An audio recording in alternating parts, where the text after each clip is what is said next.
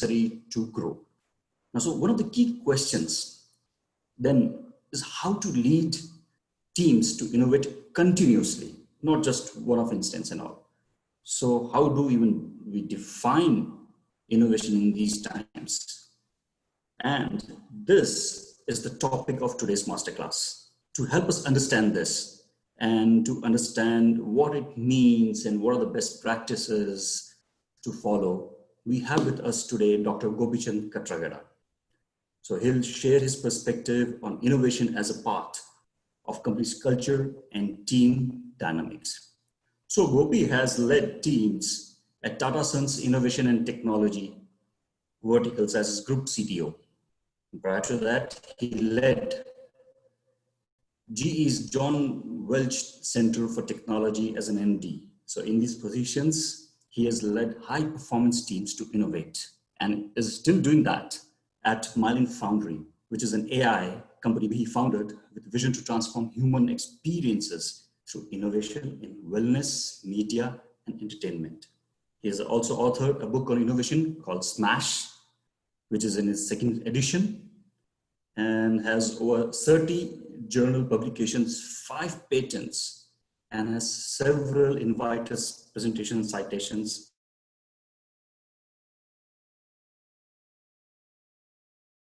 Of his research work. Gopi.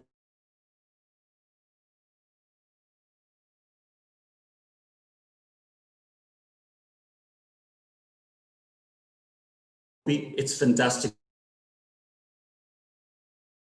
to have you with us today in this masterclass session. Just to let you know, we have had an overwhelming response stage.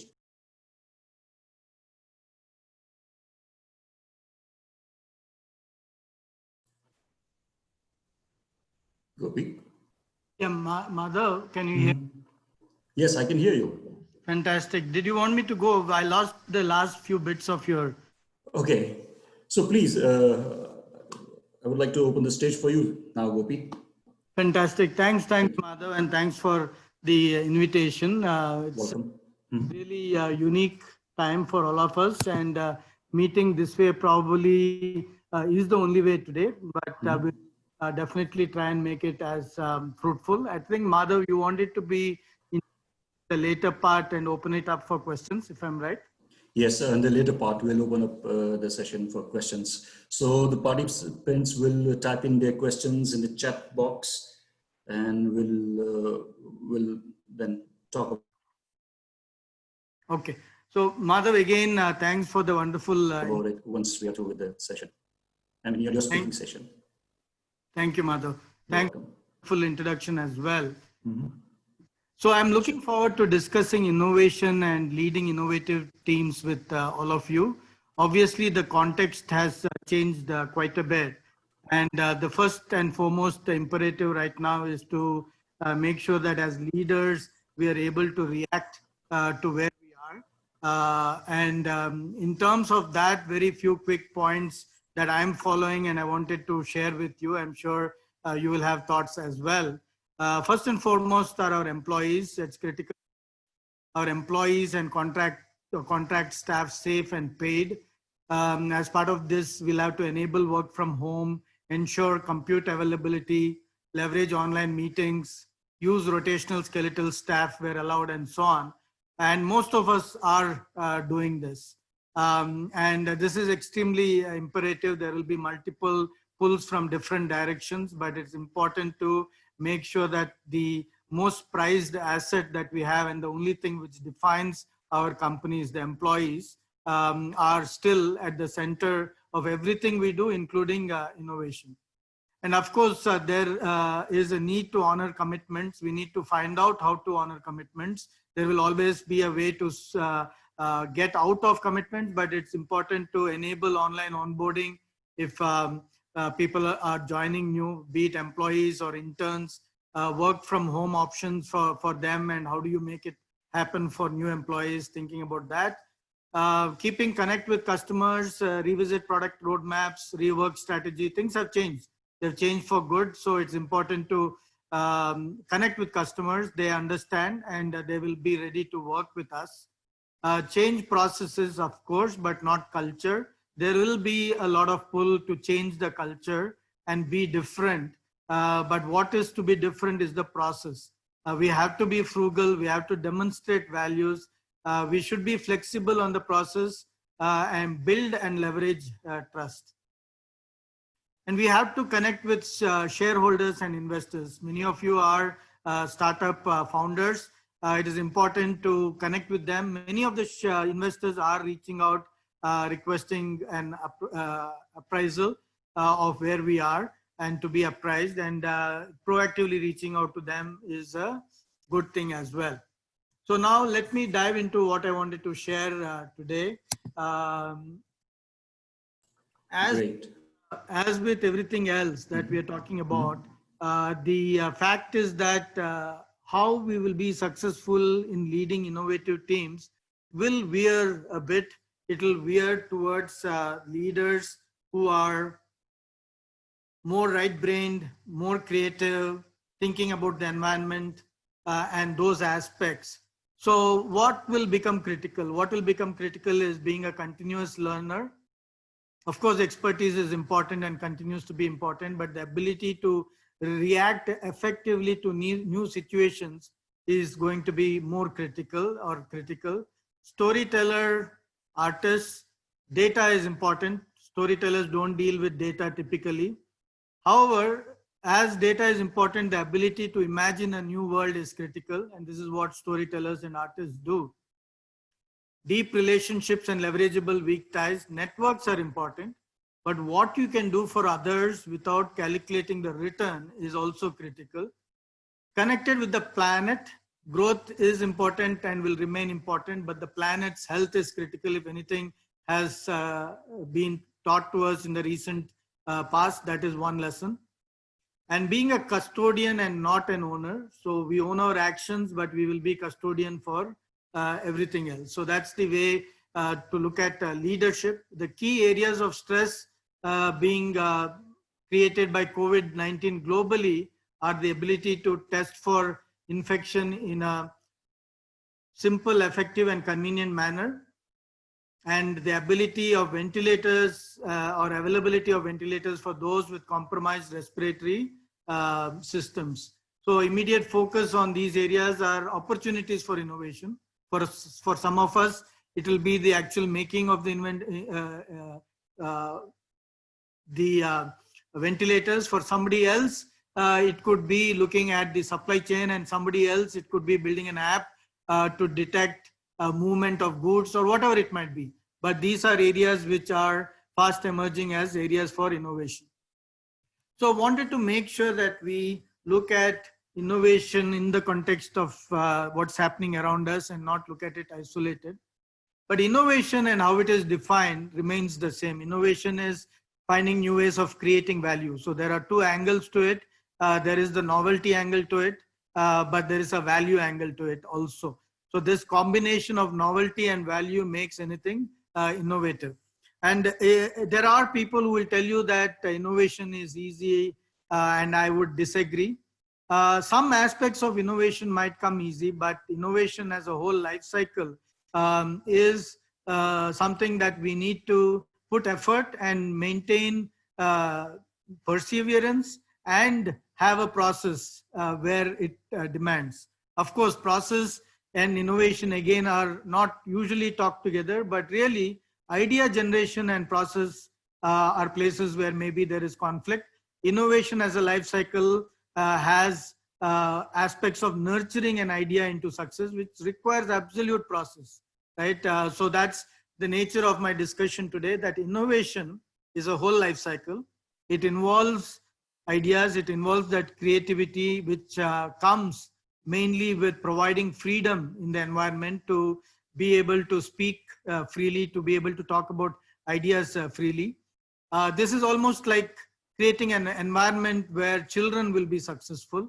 At the same time, you need to be able to move by picking the right ideas and nurturing them with passion to a zone where only thinking adults would be successful, because we will be able to persevere when there is significant amount of pushback on various aspects of how to bring this idea to market. And then there is change. In order to be a continuous innovator, we need to be thinking about when to change, when to kill our own ideas, when to come up with the next better way of doing the same thing that our current successful product is doing, and it's very difficult. So these come with unique mindsets. Like I said, creativity comes with freedom, nurture comes with passion, and change comes with detachment. So the confusion sometimes is people think, okay, innovation means freedom.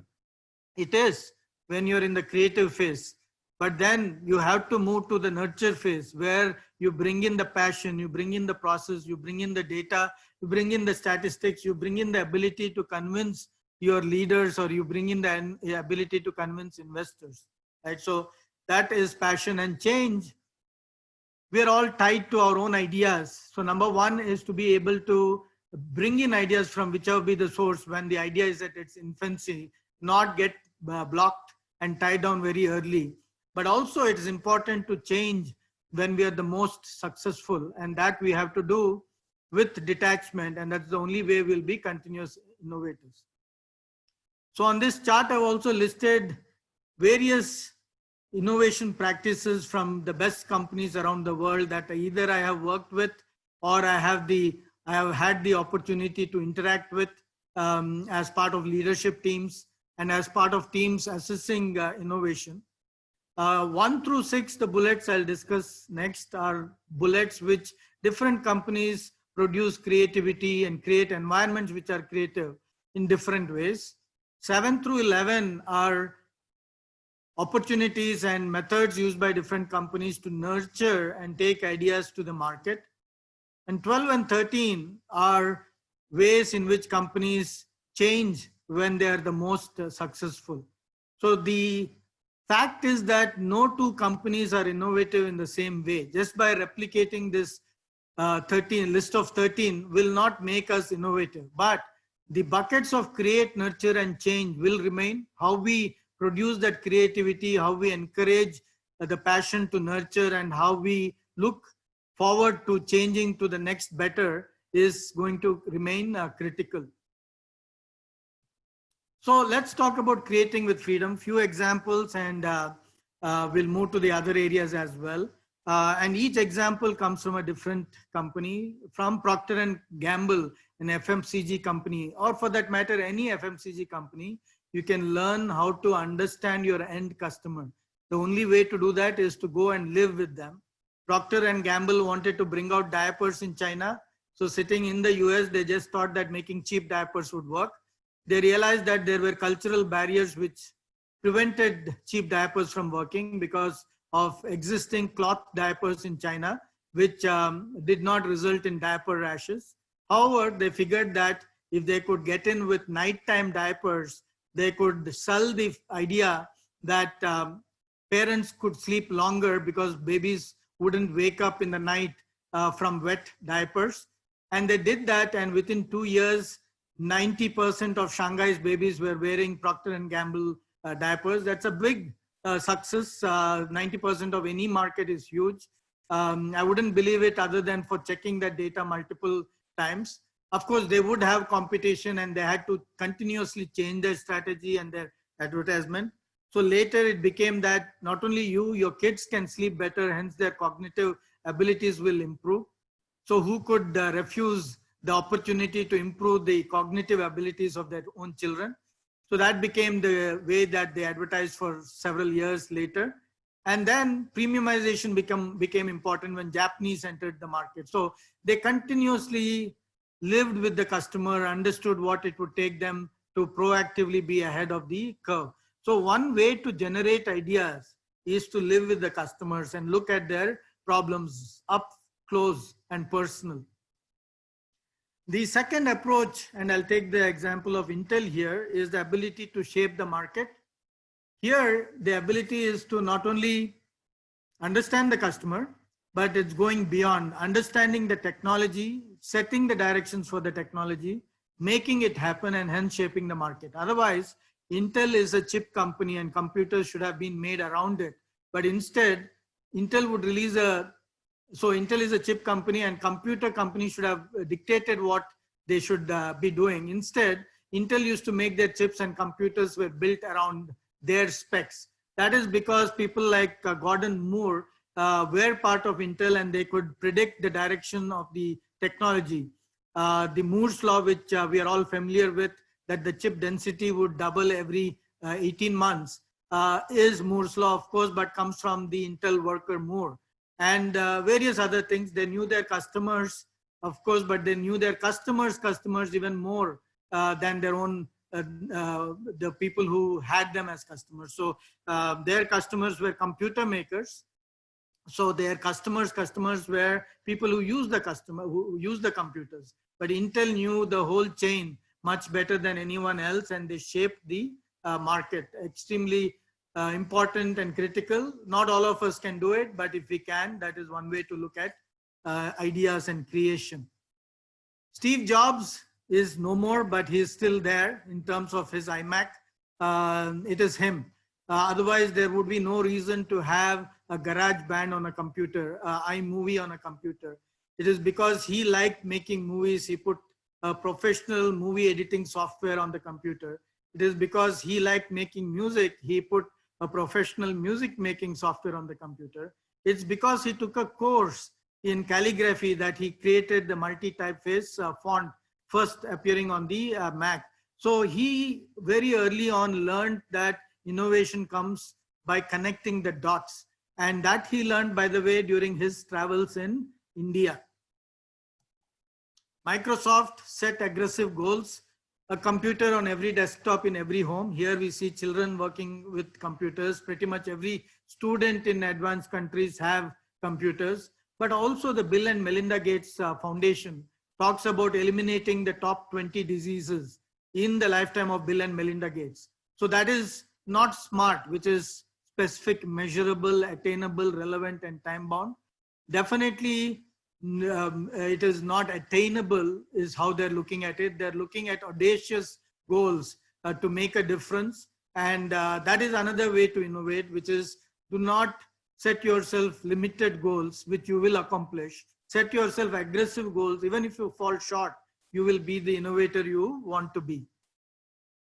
Develop the voice of the future. Here I'm showing Uber, but Airbnb, various other sharing apps, and they're going to become more and more important as we go forward, and people are becoming increasingly conscious about the environment. They do not want to own, they want to share. With the current situation, things will change for sure. There will be some hesitation for some time on this ability to share. But that is the generation that we have, is that the idea of success coming from ownership is not necessarily being the only idea for the generation. Look at success in multiple ways. So to be able to look into the future and develop the voice of the future is a way to generate ideas. Again, some of us can do this. For others, there will be other ways of developing ideas. Communication, that's why a failed adhesive became a 3M post-it note. Somebody whose glue was not sticking talked about it in regular weekly meetings, which were designed for that purpose. And somebody else who could use such a adhesive for creating placeholders in their Bible because they were singing in the weekend choir is how the post-it note was invented. So communication is 3M's method of innovating, and it will work for many of us as well. So those were methods of idea generation. And then, like I said, we cannot remain children forever. Idea generation is the most exciting place to be, the most lovable place to be. However, we have to pick a few ideas or one idea even and run with it through various phases, including the infant mortality every idea faces. And that's where we have to nurture with passion. And here you have to focus on the action, and the best company to give an example is GE. GE, we knew how to focus on the action, and hence, for example, Six Sigma was associated with GE. Even though GE did not come up with Six Sigma, there was Motorola and there were many other companies before GE. However, GE went about it in a particular systematic way, focusing on the actions to be done to make it successful. So they had created leadership pipelines of black belts and master black belts. They created trainings which were mandatory for everyone, like green belt trainings. But if you want to be successful, you went on to black belt and master black belt trainings. If you acquired a company, you walked through that company, marched through that company with Six Sigma language and training. Everybody spoke the language of Six Sigma. So that's how you focus on the action. So even if you take a sports example and you were to look at golf, focusing on the whole will get you nowhere. However, if you focus on the stance, the club to be used, and the way the arm should move, and the follow-through action, and so many things, it is most of that non-intuitive, especially for a cricket player. But if you know that for this game, that is the action, and that will get the ball into the hole. But if you focus on the hole, you will not get it anywhere close to the hole. Working as a team, you have to learn from the East and Japan and Toyota Production Systems. I walked through shop floors where Toyota Production System was used. And it's very critical to note that the VP was the bottom of the chart and the shop floor was on the top of the chart. The leadership team was considered to be there to help the shop floor, and they behaved in that manner. So when I walked with a VP, we stopped when a shop floor worker walked across because he was doing work in his area and we were there to visit. So the respect for the person doing work and the respect for the team is of paramount importance in the Toyota production system. And for some people, that's the way they will nurture ideas into the market. Think and deliver scale, you learn from China. So think about Alibaba and look at the volume of goods that they handle, and it is just amazing. But every company in China thinks in this way, maybe inspired by Alibaba. And so the minimum number of users that they think about is 250 million, and only they go about that. So that is what we experienced when we went as a leadership team about 5 years ago to look at successful companies in China. And that's where we learned that they understand how to deliver scale. I had the fortune of being in the Tata Group, and the ability to build and leverage trust you learn from Jamshedji Tata. For no simple reason, 66% of the money which comes into Tata Sons, which is the parent company, goes back into charity through the trust. And this is the nature of the Tata Group. Tata Group exists to make the regions and the people where we work and live successful in many ways. And it is not only the people, it is the environment as well. So if we need a runway of leverage to be successful, we need time. This is provided to us by the people. They have a trust that if we have to put in money in the Tata Group, it's for good reason. It's for national causes, or it's for causes important to the regions that we are working in. So globally, we get that kind of support from people to investors. Celebrate small and big wins. You have to pick from Southwest Airlines. It was the first low-cost airline, and in order to make such an airline feel jovial and lively, you needed the staff to be like that, and they are absolutely like that. They sing medleys and they make the trip fun. And it is required when you're given plastic boarding cards, you have to line up in zones and enter and pick the seat which you get, and not based on a seat number which you're assigned. When you have to deal with that, life becomes much easier if the whole atmosphere is jovial. But really, you cannot be innovative by being morose. Innovation comes in companies which are optimistic, leaders who can project optimism, at the same time be grounded in reality. So finally, changing with detachment.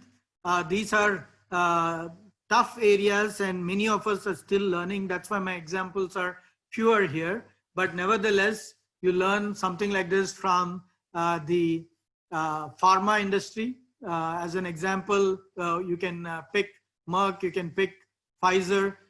their success rate of their experimentation is very poor. In fact, 95% of their experiments will fail. But their goal is to not reduce the failure, but to accelerate the failure so that room is created for new ideas, and also the cost of failure is lower. So if you allow the idea to continue, and we engineers are great at protecting ideas to a point where it becomes very expensive at that point to fail. So it's imperative that we put things on back burner as quickly as possible when we know that the time is not right for this idea, and give way for another idea. Maybe the idea which we put on the back burner can come back to the front burner, but that's an iterative process that we have to do so that we move quickly towards success. Netflix is a great example of a company which disrupted the market, a market which was based on VHS tapes. They were able to disrupt by bringing in and mailing CDs and DVDs with movies, which was very new technology at that point of time. But almost simultaneously, they started looking at putting out movies through the internet. And that was just audacious when the internet could not even carry an email to dream of putting movies out through the internet.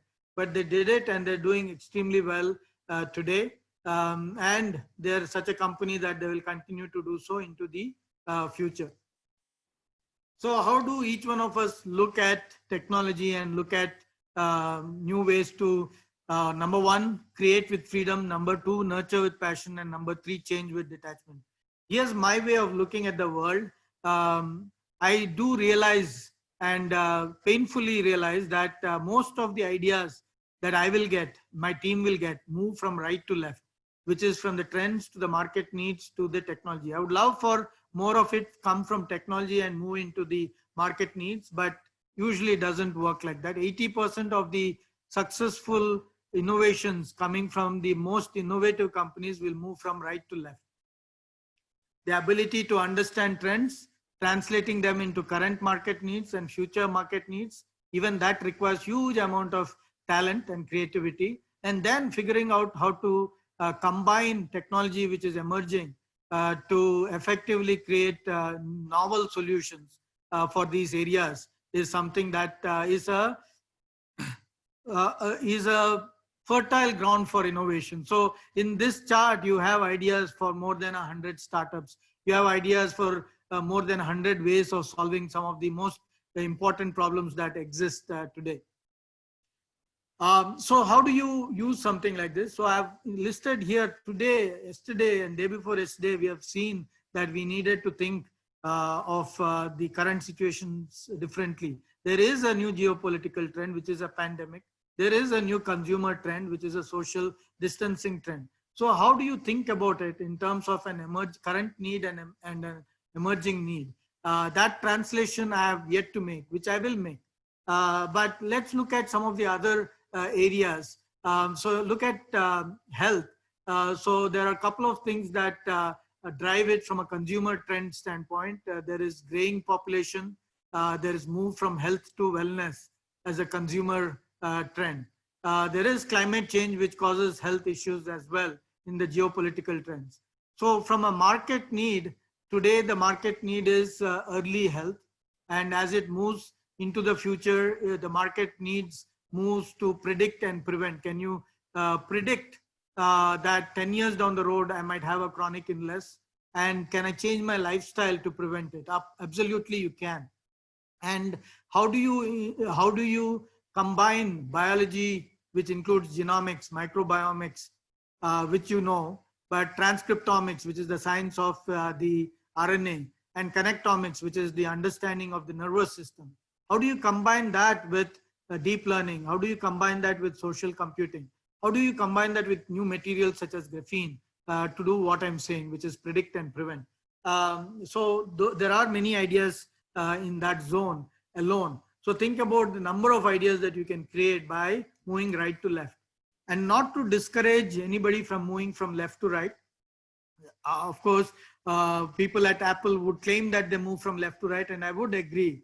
But lesser number of people are successful in that manner. But you should periodically look at that angle as well, And if you can get to, let's say 10% of your ideas coming from technology moving into market, you're doing extremely well in pushing that direction.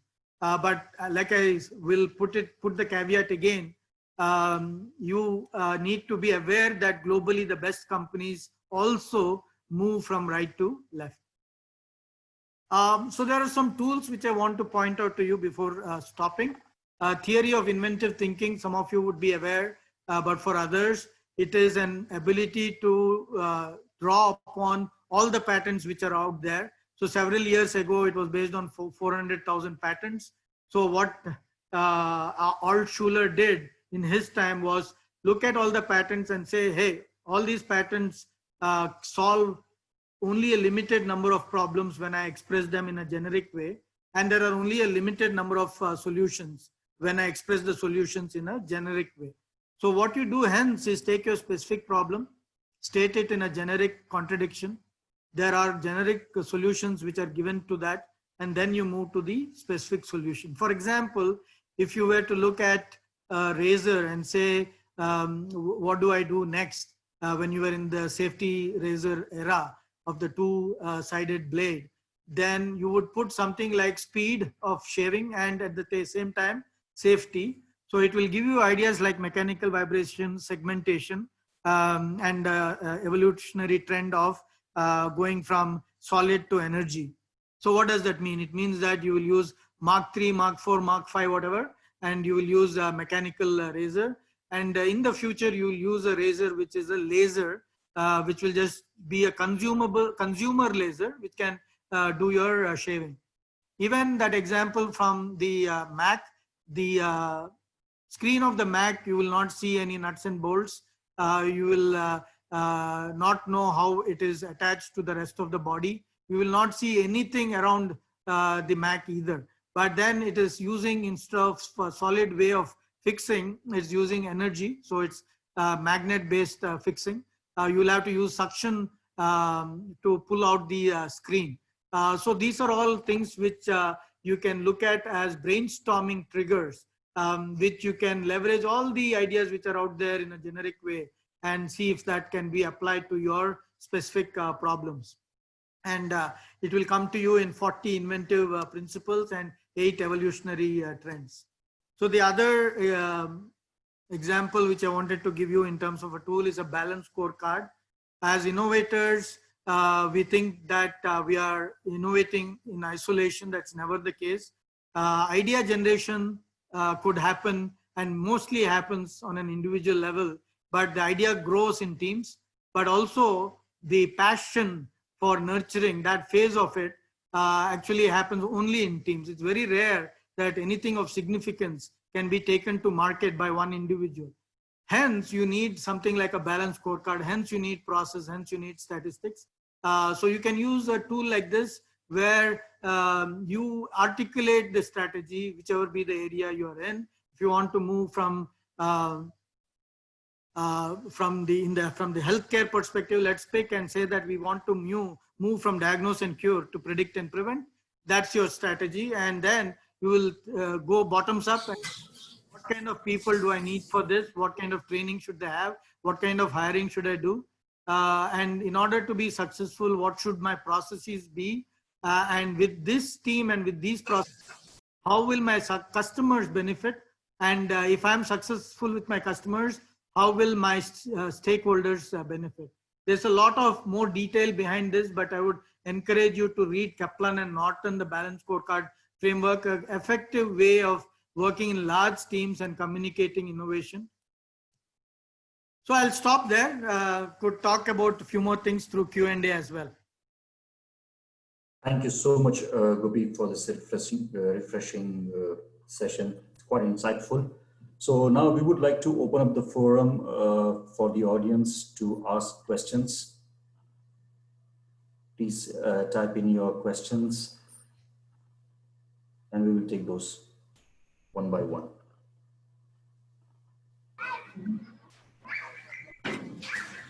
Somebody really young has a question, I think. I'm sorry, say that again, please. No, I heard a child in the background. Okay. Somebody really young has a question. Hi Gopi, this is Nihanshu. Very nice to have you here as a part of this masterclass series. I had a question. Well, the questions have just about started coming in. I wanted to understand personally if the definition of innovation is changing, with respect to Industry 4.0, with this whole technological clock speed. Are we looking at innovation any differently than how you would want to think about it with respect to conventional industries? No, absolutely. And I'm speaking to Himanshu. Is that right? Did I hear the name right? Nihanshu. Nihanshu. Okay. Thanks, Nihanshu, for the question. I think there are a few ways innovation is changing. The definition remains the same, which is finding new ways of creating value. What is that value might be getting redefined in multiple ways. One aspect of the value, see, forever we have looked at human health and comfort as the value, period.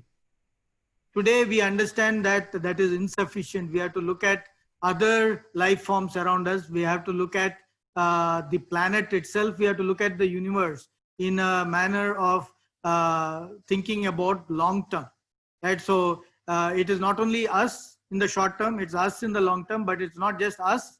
It is a lot more than us. So that's one aspect which I'm happy that more and more people are thinking in this manner, but I would still say that it's very nascent.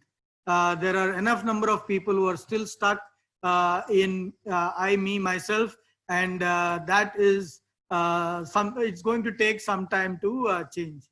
But also, like you rightfully pointed out, there is a huge amount of technology hitting the shores. But there is a way to deal with that. The way to deal with that is start tracking the science.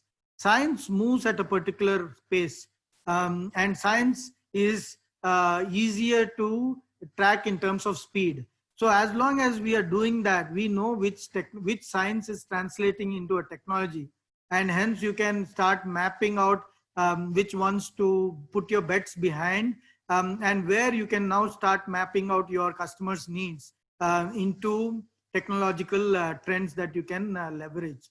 But yeah, speed is there, but you need to slow it down by understanding the science. Otherwise, you will be stressed out following all the various technologies that are hitting the shore. So just move your vision little before into the science, and the science is still moving at a speed that we can follow. Thank you so much for the response. I'll probably moderate this particular session on Q&A. I think there are a couple of questions, Gopi, that are coming on design thinking. I think the questions around how is it different from this concept of balanced scorecard that you spoke about, and yet another is around the opinion on design thinking principles for idea generation purposes, right?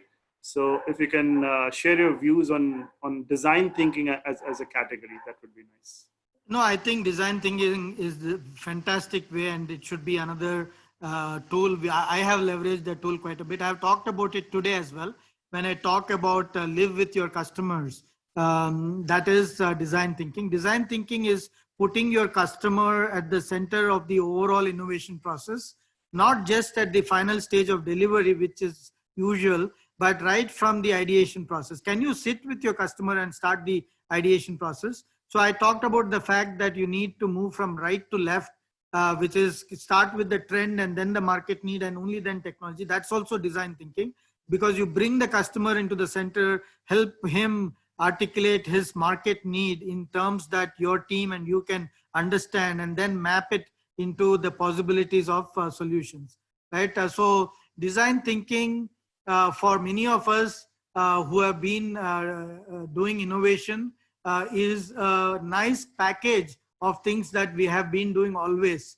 But I don't mean to undermine design thinking. I think in many fields, the customer was never brought in this early into the process. And hence it's important to articulate it in that manner. But it is what I described, which is bringing the customer into the center of the overall innovation cycle. Thank you so much for the answer. This question was asked by Ramesh Rao and Vinod. I would quickly cut across to somebody who has been trying to raise their hand for some time now.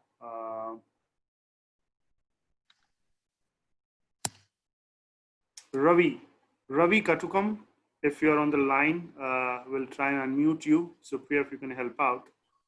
And if Ravi can either type the question, that would be nice. Or if you want to come online, that would be nice too. Ravi, yeah, it's nice session, Gopi sir.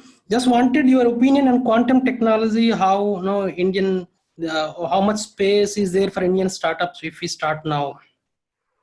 Thank you, Ravi.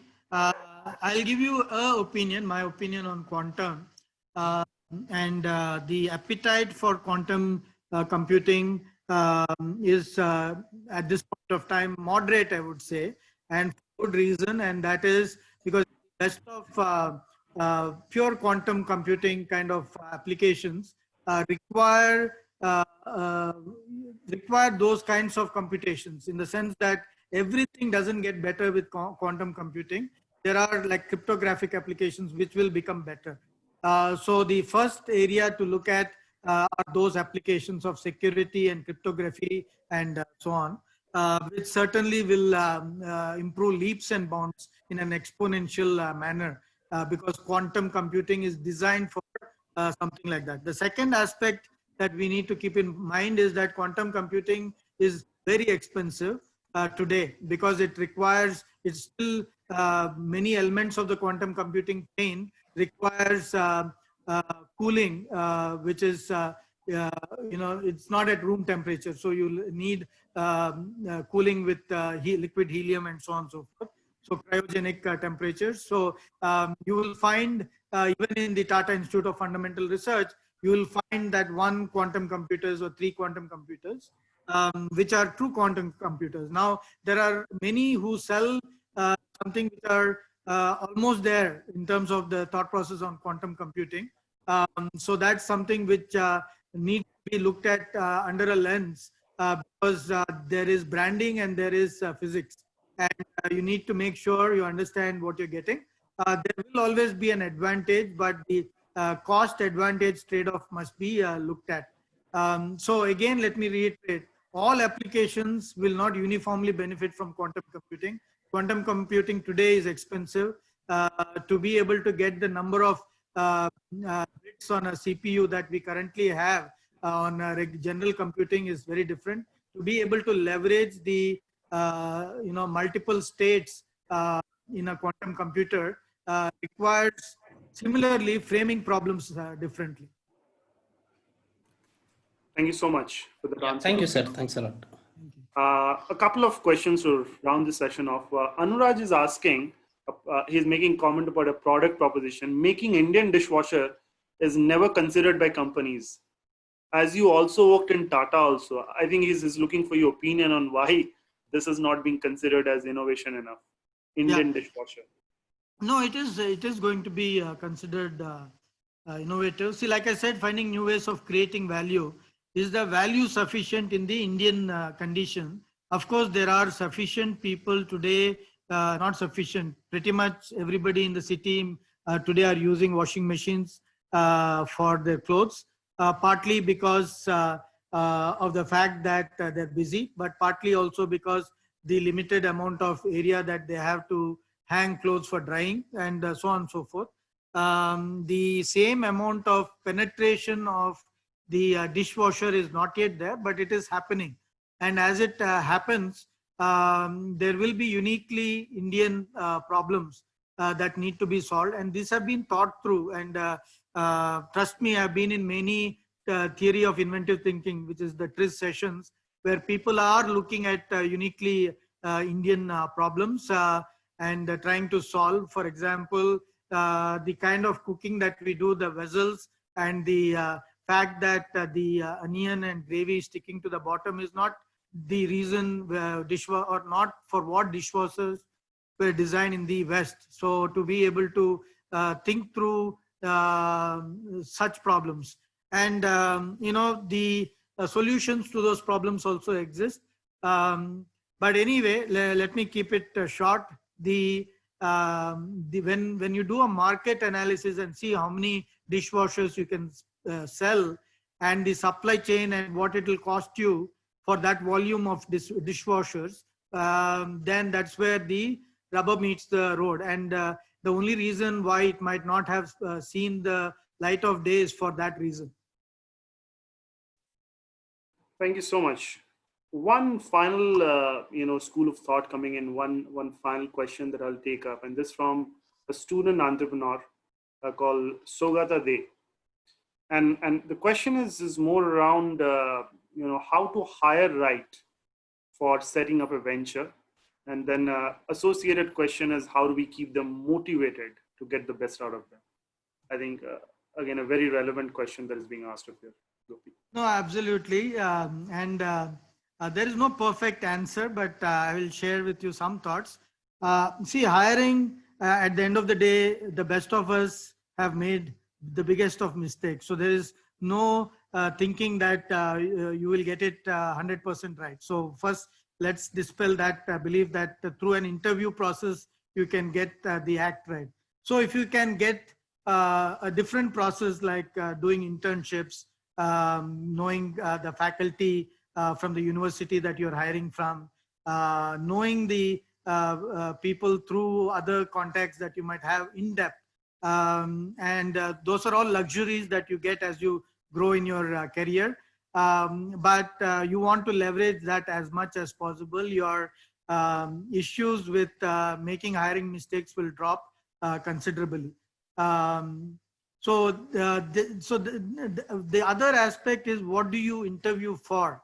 And it is important to interview for culture and look for even adjacencies and people willing to learn. Like I said, in this day and age, if you get a perfect match on the technology, it's great, but it's less important than getting even an adjacent technology area person who is willing to learn but has a great cultural fit, because that is what is going to matter in the long run. The ability to learn will make him as or more successful than the perfect technology match, but the culture fit will ensure that he makes the organization successful.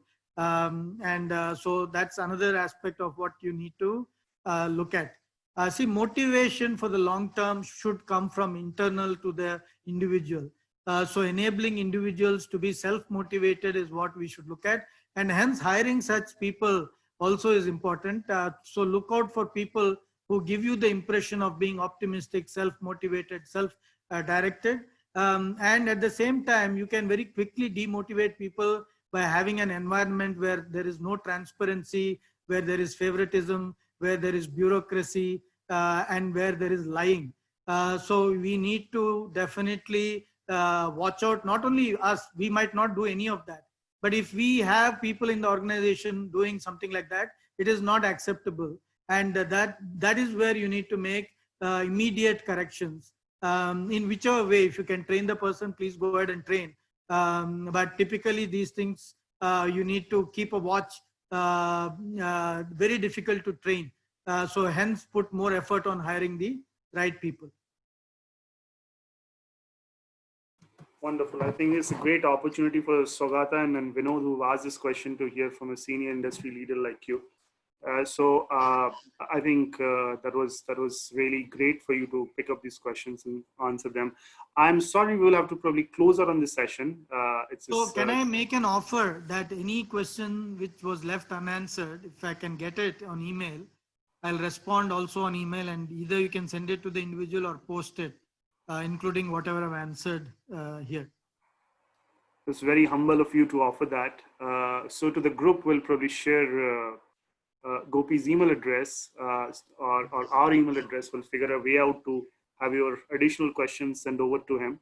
But for the timing, I think all of us at the Center of Excellence, Data Science and Artificial Intelligence would like to thank you a lot for taking such an active interest in this session, coming fully prepared and really energizing all of us with this session. So thanks a lot, sir, for your time, and we hope to see you again very soon. My pleasure, and thanks for the interactions, and thanks for the wonderful hosting. Lovely. To the participants, to the audience, I would just say that we'll be sending across a feedback form. Do let us know how this went, and would definitely want to improve with every passing session, right? So on that note, let me just thank everybody for their time. And just to let you know, we'll continue to have these interactions probably on a fortnightly basis. So stay tuned. Thank you once again and enjoy the rest of your day. Thank you. Bye. Thank you. Bye.